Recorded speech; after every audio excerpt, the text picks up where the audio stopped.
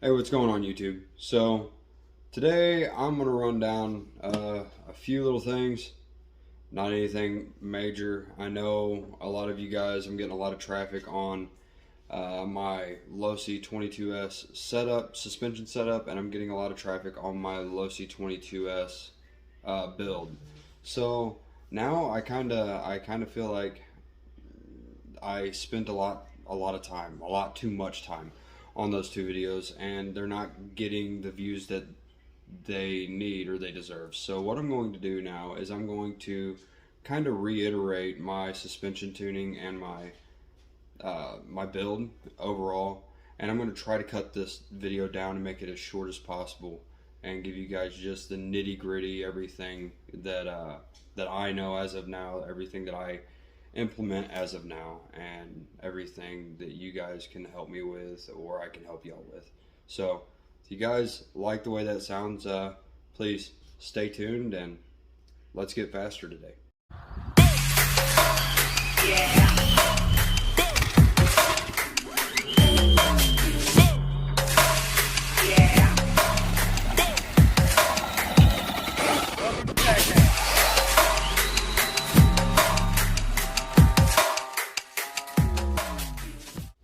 This is going to be the Losi 22s. Obviously I don't have the wheels and tires on it because they are soaking in conditioner.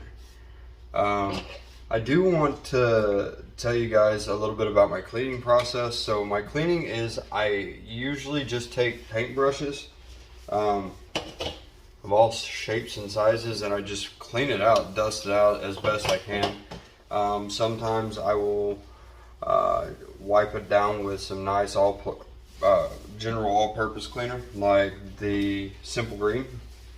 Other times I just dust it out. That's how I clean. Now you guys might, I might end up needing to clean it better.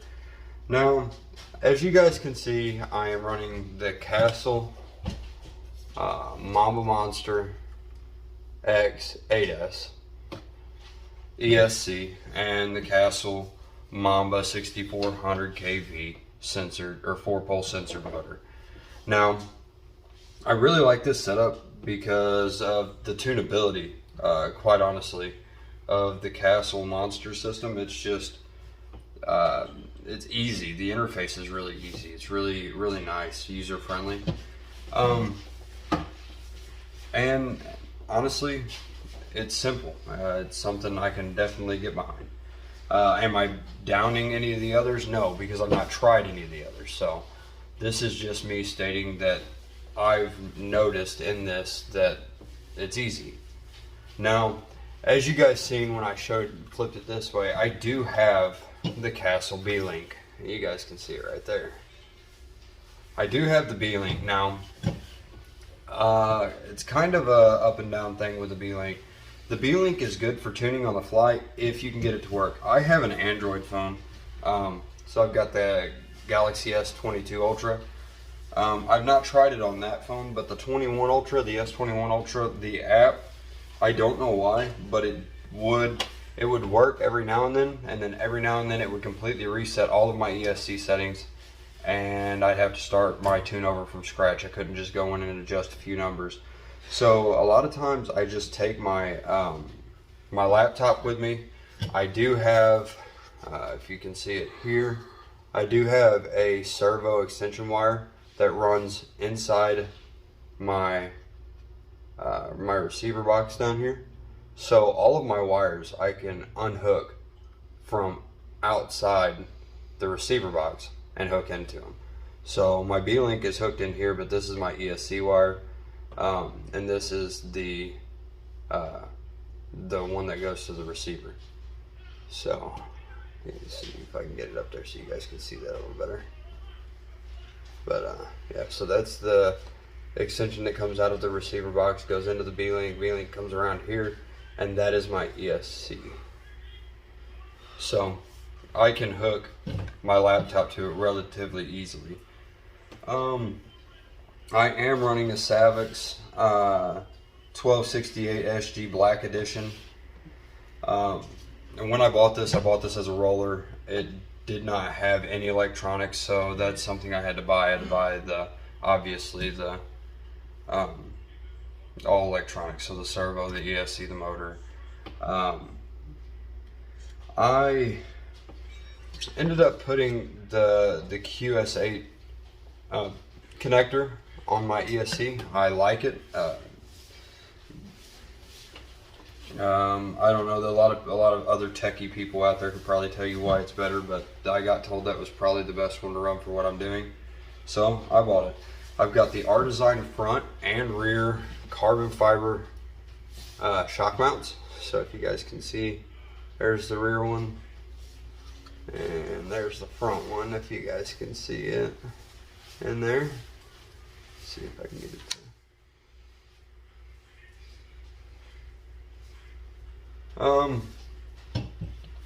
I like that because it gives me a lot more suspension tunability. You guys might like it, you guys might not.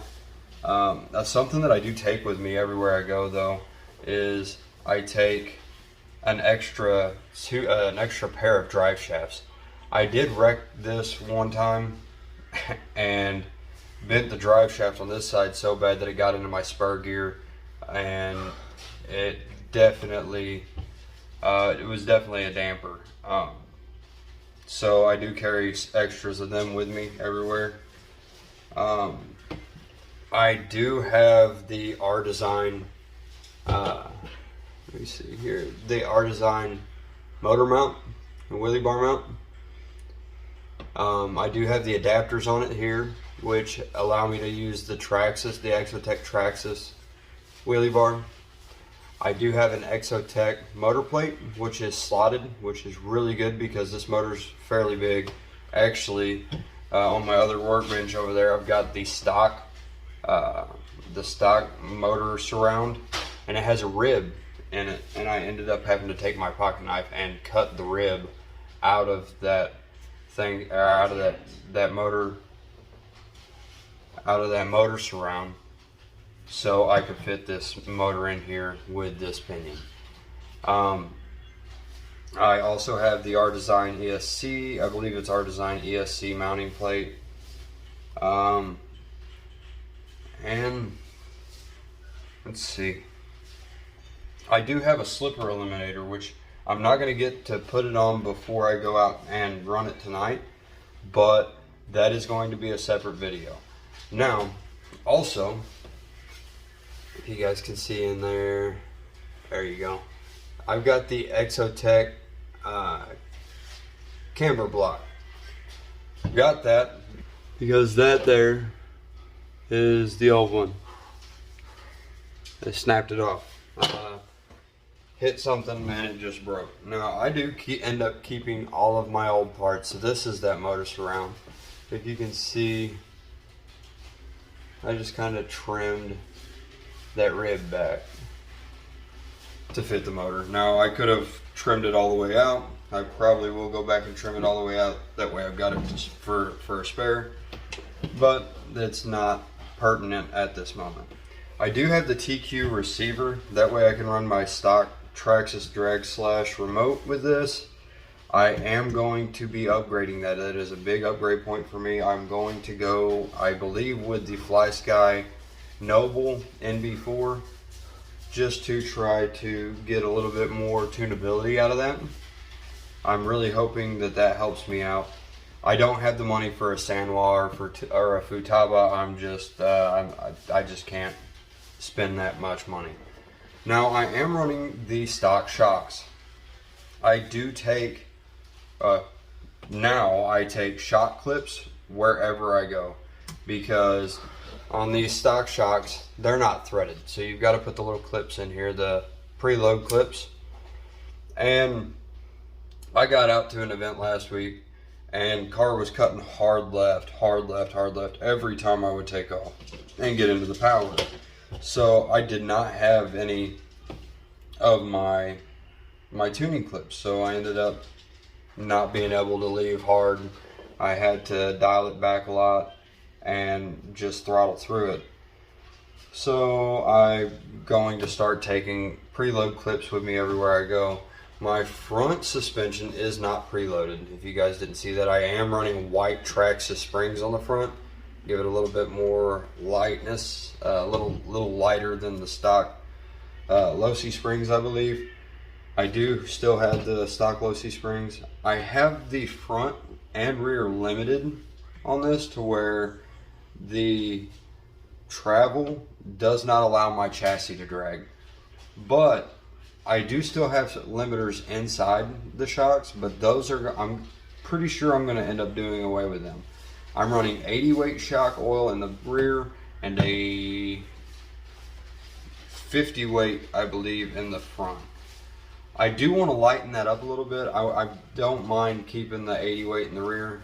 I do want to lighten up the 50 weight in the front though. I think I'm going to go down to a 30 or even a 15.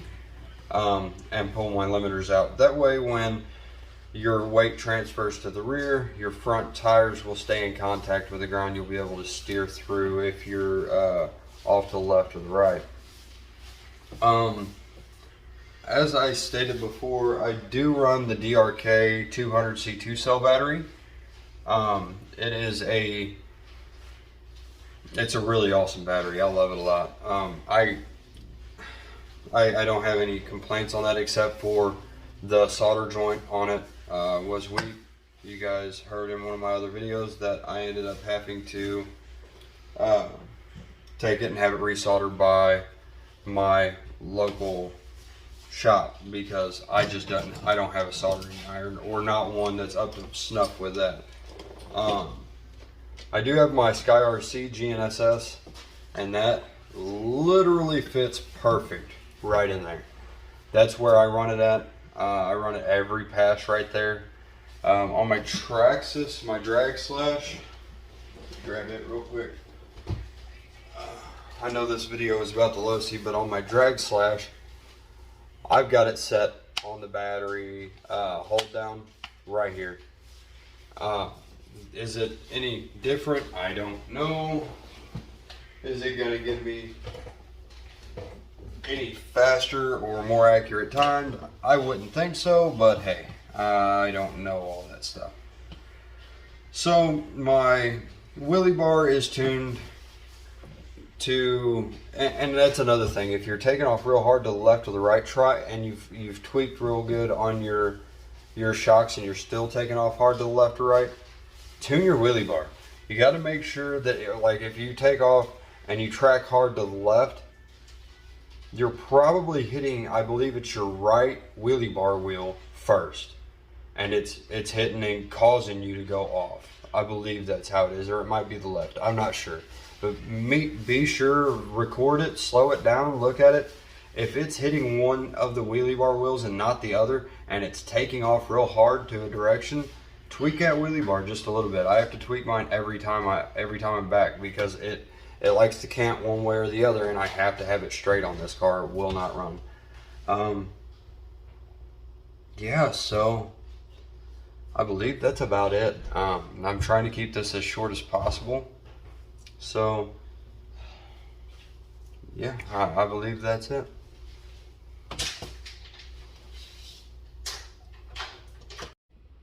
Alright guys, so that's gonna wrap up this video. I am going to continue to post about this car and my journey with it. Let you guys know if there's anything that I find that makes me faster that I can relay to you guys, or you know, see if there's anything that I can take from any of y'all's videos that y'all are posting all over the web, and see if there's anything that I can make out of it. And I will continue to keep you guys updated because I know I want to get faster. I know y'all want to get faster. It's why y'all are watching this. So please, if you haven't already, like, comment, subscribe, and thank you for watching.